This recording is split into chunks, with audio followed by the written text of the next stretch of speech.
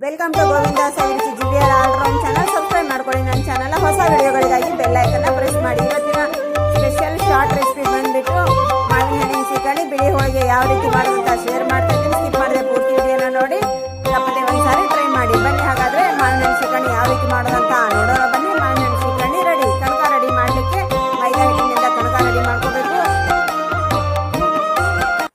ಹೋಳಿಗೆ ಮಾಡಲಿಕ್ಕೆ ಹೂರಣನ ಅಕ್ಕಿ ಹಿಟ್ಟು ರೈಸ್ ಫ್ಲೋರ್ನಿಂದ ಹೂರಣನ ರೆಡಿ ಮಾಡ್ಕೋಬೇಕು.